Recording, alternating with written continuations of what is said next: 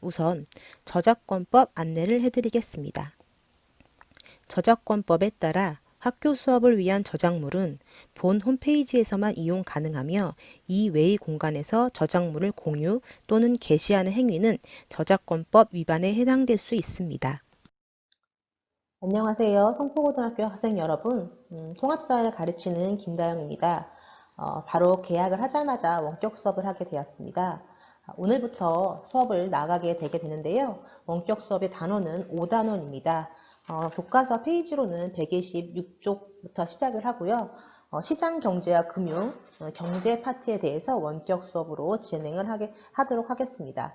오늘 배우게 될 단어는 한 장 넘기시면 128쪽에 자본주의의 전개 과정과 합리적 선택, 그 중에서도 소단원 1, 자본주의는 어떻게 전개되었을까입니다. 2주간에 어떻게 보면 짧은 방학이라고 할 수 있는데요. 이제 학습의 모드로 돌아오셔서 수업에 임하셨으면 좋겠습니다. 네, 기저귀 한번 쫙 펴시고요. 아이고, 네, 그리고 수업을 진행하도록 하겠습니다. 네, 오늘의 학습 목표는 자본주의의 의미와 특징을 설명할 수 있다. 그리고 자본주의의 역사적 전개 과정을 순서대로 말할 수 있다입니다. 교과서 128쪽 아래 학습 계획하기를 보시면 매번 이 내용이 학습 목표가 되니까 꼭 알고 넘어가 주시면 되겠습니다. 본격적으로 수업을 진행해 볼까요? 지금 PPT를 보시면 가장 많이 나오는 단어가 무엇이 보이시나요? 네, 바로 이 자본이라고 하는 말이 가장 많이 나오죠. 자본이라는 자자는요, 보통 이러한 네, 제가 쓰고 있는데요. 조금 잘 못 쓰더라도 이해를 해주세요. 네, 재물 자자에 근본 본자를 써서 자본이라는 말을 하게 됩니다. 즉 재물의 근본이라고 하는 의미가 자본이고요. 주의라고 하는 건 쉽게 뭐뭐라는 생각, 무엇이 중요하다라는 생각을 얘기하죠. 따라서 자본주의는 재물이 근본이 되는 것이 중요하다라고 생각하는 생각을 자본주의라고 합니다. 이런 자본주의, 쉽게 말하면 그냥 돈이 중요하다라고 생각할 수 있겠죠. 이에 대한 내용을 시작하도록 하겠습니다. 네, 교과서 128쪽을 보면요. 사진이 하나 보이죠. 두 학생이 얘기를 하고 있는데요. 유통법 땡땡 시청 조례에 따라 금일 휴점합니다 라는 말이 써져 있습니다. 여러분 대형 마트를 보면 보통 휴일이 있죠. 근데 예전에는 그런 휴일이 대단히 자율적이었거든요. 근데 언젠가부터 바로 정부가 대형마트에 강제 휴일을 지정하였습니다. 왜 이러한 강제 휴일을 지정하였을까요? 한번 생각해 보실까요? 네, 바로 정부가 대형마트의 자유로운 경제활동을 제한한 이유는 전통시장과 중소유통업자들을 보호하여 이들과 대규모 점포의 상생 발전을 도모하기 위해서입니다. 일반적으로 생각을 한다면 자유로운 경제활동을 하는데 대형마트의 휴일을 정부가 강제로 지정한다는 건 자유롭지 않은 행동이 아닌가라고 생각할 수 있거든요. 그런데 또 생각하다 보면 대형 업체들이 많아질수록 작은 중소기업 혹은 중소업체들이 망할 수 있는 경우가 상당히 많잖아요. 그래서 이러한 것들이 어떻게 보면 너무 많은 대형 업체가 생기는 것은 작은 전통시장과 중소유통업자들이 어려워지는 데 문제가 발생할 수 있다고 생각을 해서 이런 정부가 강제적인 휴업을 만들었는데요. 과연 우리가 이것에 대해서도 과연 옳은 판단이었을까? 혹은 어떤 문제점이 있지 않을까에 대해서 생각해 보는 것도 필요할 거라고 생각을 합니다. 네, 자본주의 의미는요, 사유재산 제도를 바탕으로 자유로운 경제활동을 보장하는 시장경제 운용 원리라고 하는데요. 여기서 이 사유재산에서의 사자는 개인사자, 사사로울 사자예요. 이 얘기는 개인이 재산을 갖는 것을 인정한다라는 거겠죠. 그리고 자유로운 경쟁이라고 하는 건 누군가의 억압이나 억제에 의해서 것이 아니라 사람들이 자유롭게 한다는 의미예요. 그래서 이 자본주의 특징을 크게 사적 이익의 추구와 경쟁의 원리라고 얘기를 하는데요. 사적 이익이라는 건 나의 이익을 추구하기 위한 노력이 사회 전체의 부도 증가한다라고 얘기를 해요. 그 얘기는 뭐냐? 예를 들어서 내가 소고기를 판매하는 정육점 주인이라고 생각해 봅시다. 그럼 나의 행동은 내가 돈을 벌기 위한 활동이 돼요. 그렇겠죠? 소고기를 판매해서 소비자에게 돈을 받을 테니까. 그런데 또 소비자 입장에서 보면 정육점 주인이 소고기를 판매함으로써 저는 굳이 그러니까 소를 키우는 곳까지 가지 않아도 된다라고 하는 이점이 생기는 거죠. 효율적이 되는 거죠. 만약에 정육점이 없다면 나는 소고기를 너무 먹고 싶고 정육점이 없어. 그럼 소를 키우는 곳까지 가서 소를 사고 또 소를 어떻게 소를 먹을 수 있도록 도축을 하고 이러한 과정, 어마어마한 과정을 내가 혼자 다 해야 될 거예요. 그럼 소 하나만 먹기 위해서 얼마나 많은 노력과 에너지가 들어가요? 그래서 정육점 주인이 있는 것으로 인해서 저는 굳이 소를 잡으러 가지 않아도 되고 또 정육점 주인 입장에서는 이 소고기를 판매함으로써 돈을 벌게 되게 되는 거죠. 그로 인해서 사회 전체, 나와 정육점 주인 모두 행복하게 된다는 거죠. 또 하나는 경쟁의 원리인데요. 즉 경쟁이라고 하는 건 개인과 기업이 시장에서 자유롭게 경쟁하면서 더 효율적인 자원 배분이 이루어진다는 거예요. 즉 국가가 예를 들어 소고기를 얘기한다면 사람마다 소고기를 먹고 싶은 양은 달라요. 그런데 예를 들어 시장에서 자유롭게 이런 경쟁이 되지 않고 국가가 분배해 준다고 생각을 해봅시다.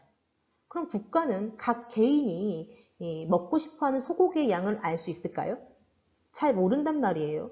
모든 것들을 다 정부에게 내가 이러이런 것들 다 필요해라고 얘기할 수가 없잖아요. 소고기 하나만 해도. 물론 딴지 거는 친구도 있을 거예요. 뭐 그럼 구글로 해서 한 사람당 얼만큼 필요한지 받아서 국가가 해주면 어때? 라고 생각할 수도 있어요. 하지만 내가 오늘은 예를 들어 200g 먹고 싶은데 내일은 갑자기 땡겨서 500g 먹고 싶을 수도 있는 거잖아요.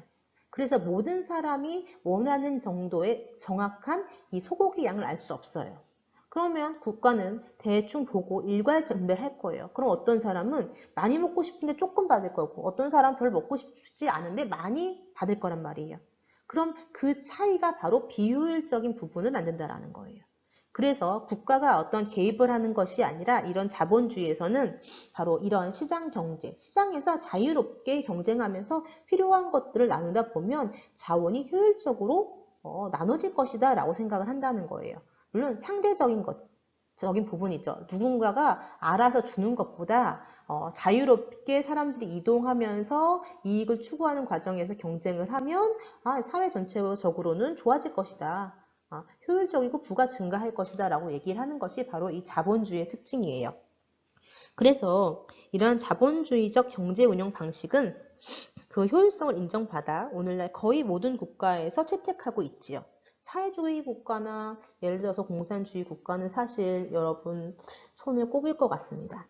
그리고 그 운영 과정에서 나타나는 크고 작은 문제점들을 보완하면서 지속적으로 발전하고 있다라고 하고 있죠.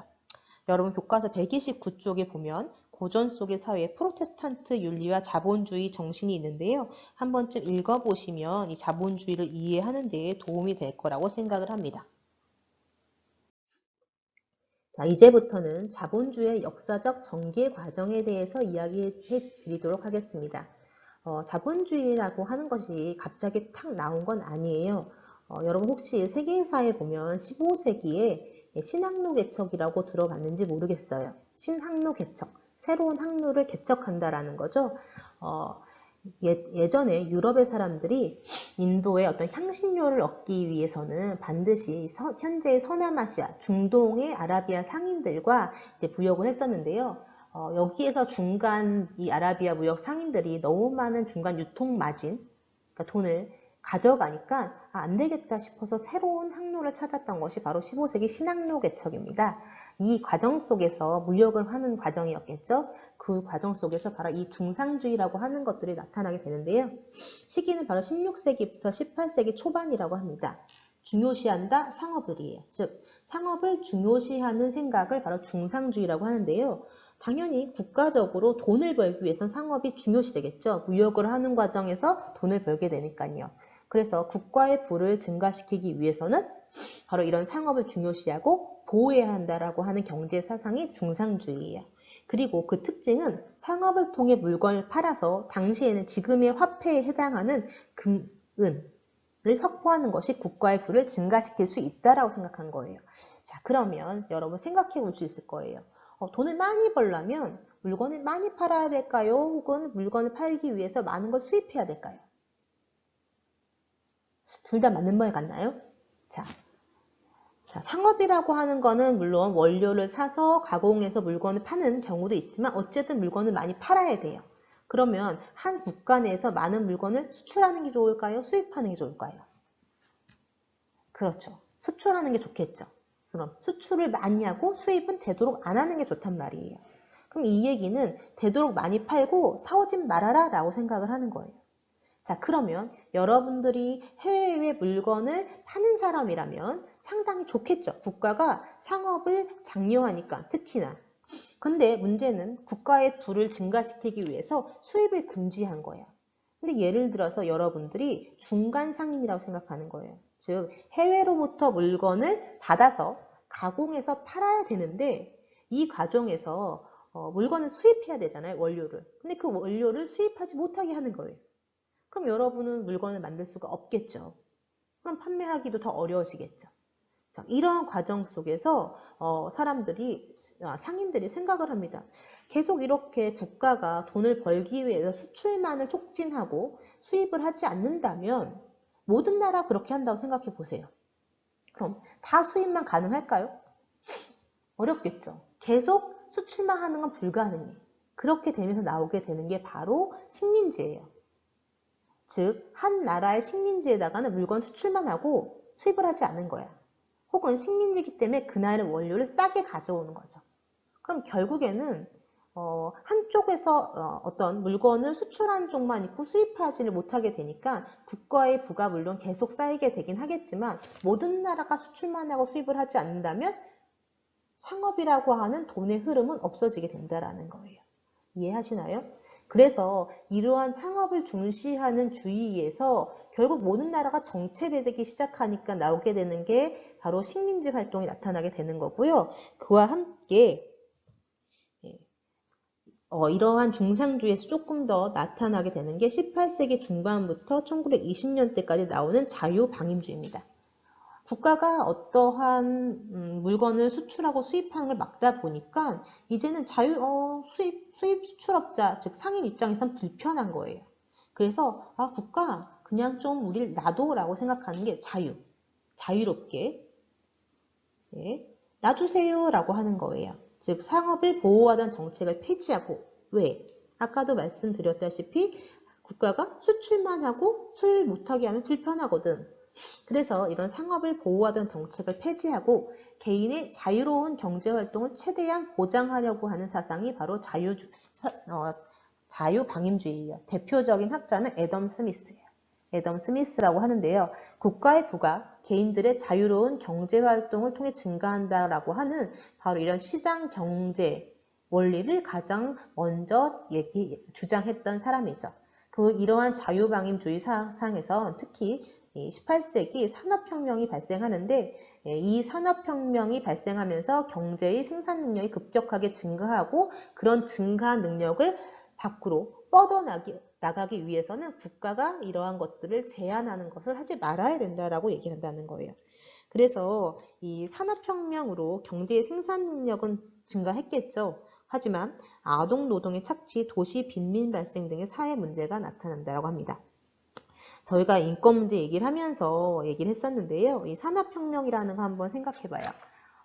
과거에 인간의 어떤 노동력에서 이 기계화로 인한 대량 생산과 관련된 대량 소비 활동이 일어나게 되는데요. 그럼 문제는 이런 대량 생산을 하는 과정에서 물건을 싸게 만들기 위해 아동 노동이 되게 되고요. 아동 노동이 이제 들어가게 되고 또한 이 자본을 가지고 있는 사장님 일종의 자본가와 자본을 소유하지 못한 노동자 간의 이러한 일들, 경제적 격차가 많이 나타나게 되죠.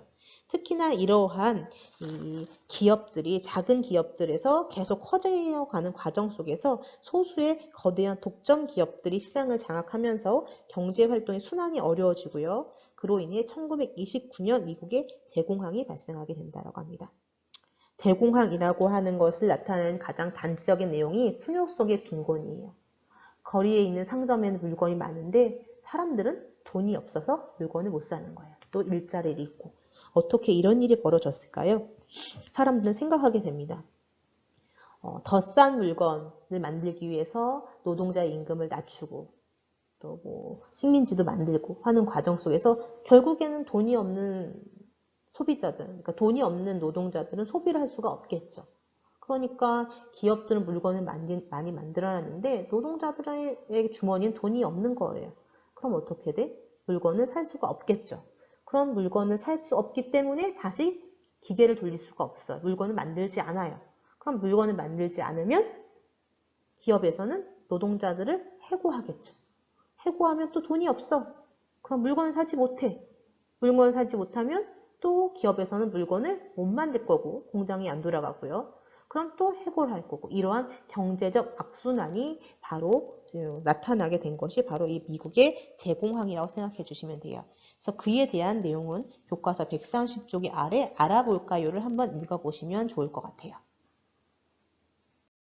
그래서요, 바로 이 애덤 스미스는요, 앞에서 자유방임주의를 외쳤던 우리가 저녁을 먹을 수 있는 건 고기, 술, 빵 등의 판매자가 베푸는 친절이나 자비심 때문이 아니라 그들의 이기심 때문이다. 아까 얘기했던 정육점 주인을 생각하면 좋을 거예요. 그래서 애덤 스미스는 이런 시장 작동의 원리를 인비저블 핸드라고 하는 보이지 않는 손에 비유하면서 개인이 사익을 추구하는 과정에서 자연스럽게 효율적인 자원 배분이 이루어진다고 얘기를 하게 된 거예요. 그런데 아까 얘기했다시피 미국의 경제 대공황, 즉 이런 것들이 발생하게 되죠. 왜 그런 일이 벌어졌을까요? 1929년 미국에서 대공황이 발생하면서 이제 큰 경제적인 시장 경제 위기를 맞게 됐습니다. 즉 산업혁명 이후 여러 가지 빈곤, 그러니까 뭐 빈부격차, 그리고 도시 빈민, 또 아동노동 착취 등 여러 가지 사회 문제가 발생하고요. 미국에서 대공황이 발생하면서 과연 이러한 자유방임주의 자본주의는 과연 옳은 것인가 라고 하는 이러한 회의가 나타나기 시작을 합니다. 그래서 정부가 이럴 때는 그냥 시장에 놔두는 것이 아니라 어떤 경기가 나쁠 때는 그것들을 조절하기 위한 경기 조절 정책이나 복지 정책을 써서 돈이 없으면 돈을 주어야 된다라고 하는 거예요. 사람들이 인간답게 살 수 있게. 그래서 시장에 일정 부분 개입해야 한다는 경제 사상이 나타나게 되는 건데 그것이 바로 자본주의를 수정했다라고 해요. 수정 자본주의라고 얘기를 합니다. 대표적인 학자가 바로 케인즈라고 얘기를 하는데요. 정부가 시장에 개입하여 고용, 즉 일자리를 만들고 그 일자리를 통해서 소득 격차를 줄여야 한다라고 하는 것이 바로 이 수정 자본주의입니다. 보통 수정 자본주의 혹은 혼합 경제 체제라고도 얘기를 하죠. 여러분 교과서 131쪽을 보시면 좋을 것 같아요. 그런데요, 그래서 이 케인즈는요, 적극적인 국가의 어떠한 일자리를 만들고 어떤 그 시장의 어려움을 해결하기 위한 것들을 얘기를 하기 시작을 하는데요. 대표적인 게 그래서 미국에서 나타나는 여러 가지 정책들이 많이 있게 되죠. 그래서 미국에서는 제32대 대통령인 루즈벨트의 지도 아래 대공황 극복을 위해서 추진했었던 대표적인 정책이 뉴딜 정책이라고 얘기를 하는데요. 바로 이것이 가장 대표적인 국가가 시장 경제에 개입했던 것 중에 하나라고 생각해 주시면 될 것 같아요. 우리나라에서도 여러 가지 일들이 많이 있긴 했지만 이번에 코로나로 인해서 일자리도 많이 없어지고 사람들이 어려워했잖아요. 그래서 국가에서 뭐 기본소득이라고 하는 형태로 기본소득이라고 하긴 좀 그렇지만 이러한 긴급 재정 금을 줬잖아요. 이런 것들이 국가가 어떤 시장에 대한 것을 이렇게 돕기 위해서 하는 정책이라고 생각해 주시면 돼요. 대표적인 수정 자본주의에서의 국가의 역할이라고 생각해 주시면 되겠죠. 그런데 문제는 이러한 수정 자본주의에 의해서 어느 정도 경제가 살아난 듯이 보여요.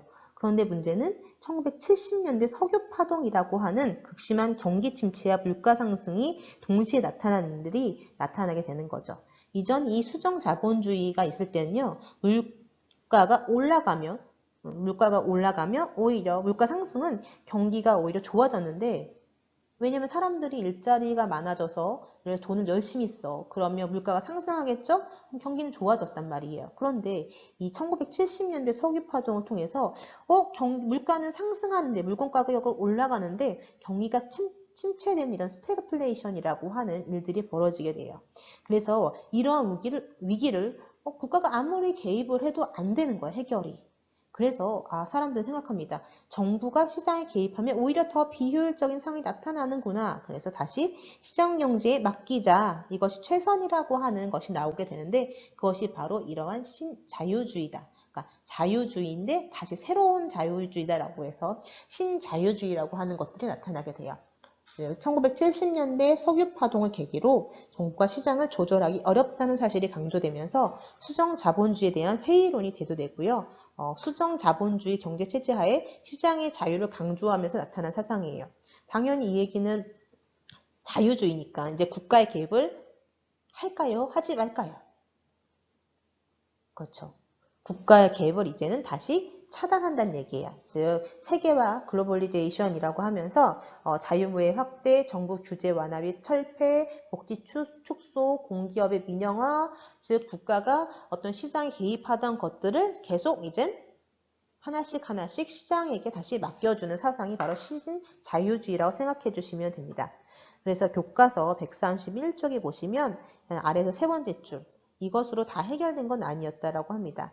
신자유주의로 인해 기업 활동에 대한 정부 규제가 지나치게 완화되고 자본의 국제적 이동이 심화되면서 바로 빈부격차가 과거에는 국가 내에서의 어떤 개인 간 빈부격차였다면 이제는 국가 간의 빈부격차도 커지고요. 또 시장이 외부의 어떤 영향을 많이 받게 되면서 경제 위기도 나타나게 되는 일들이 벌어지게 되지요. 이것이 바로 이 자본주의 역사적 전개 과정이라고 생각해 주시면 됩니다. 처음에는 상업을 중요시하다가 국가의 개입을 조금 이제는 탈피해야 된다라고 하면서 자유방임주의로 인해서 경제 대공황이 나타나게 되고 그로 인해서 국가는 적극적으로 경제를 회복하기 위해서 개입해야 된다라고 하는 수정자본주의 또는 혼합자본주의가 나타나고요. 석유파동을 계기로 해서 다시 신자유주의로 가게 되죠. 그럼 현재 여러분 우리나라는 어디에 해당할까요? 한 번쯤 생각해 보시면 좋겠습니다. 여러분 교과서 131쪽에 있는 생각을 키우는 활동입니다.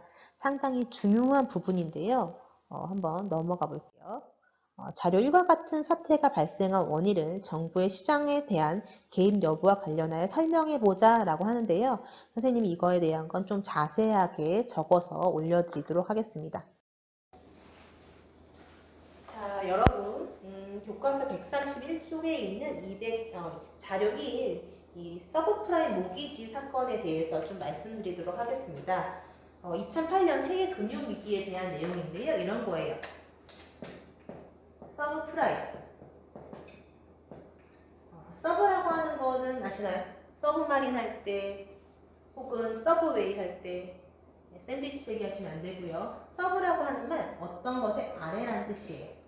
프라임은 최고의, 우등의 이런 뜻을 가지고 있는데요. 그러니까 최고 아래라는 얘기예요. 그럼 되게 좋은 것 같긴 하지만 미국에서는요. 미국의 어떠한 집세를 보면 보통 모기지라고 얘기를 하거든요. 모기지라고 하는 건 장기 주택 임대를 얘기해요. 장기 임대주택. 그래서 우리나라는 2년에 한 번씩 혹은 뭐 전세라고 하는 체제를 가지고 있지만 이 미국 같은 경우는 일종의 뭐 30년 월세 렌트를 해서 빌려주는 거예요. 집을. 그래서 우리랑 조금 다르죠. 그런데 프라임 아래에 있으니까 신용등급이 좋은 사람일까요? 좋지 않은 사람일까요? 눈치채신다면 좋은 것 미치니까 신용등급이 낮은 사람들에게 돈을 빌려줬다라고 생각하시면 되는 거예요. 자, 그럼 이제 미국에서 어떤 일이 벌어지느냐? 사람들에게 이제 집을 이제 모기지로 판매하기 위해서는 이제 아파트를 져야 돼요. 뭐 주택을 짓는요. 미국은 주택이 많으니까. 자, 이렇게 주택을 져야 돼요. 자, 그럼 이런 하우스를 짓는데 돈이 많이 들까요? 적게 들까요? 상당히 많이 드네요. 이게 미국이에요. 그래서 미국이 어떻게 하냐? 집을 짓기 위해서 투자를 받는 거야. 어디서? 해외에서.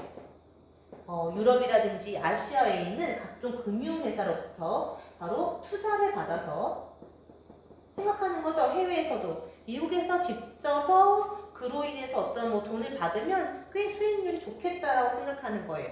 그래서 미국에다 해외에 투자를 받아서 여기 있는 미국에 있는 금융회사들이 투자를 받아서 집을 짓고 그 집을 미국 국민들에게 특히나 서브프라임, 즉 신용등급이 낮은 사람들에게 빌려줬던 거예요. 월세를 받으면서. 자, 경기가 좋을 때는 문제가 안 돼요. 이 사람들이 열심히 벌어서 월세 잘 내거든.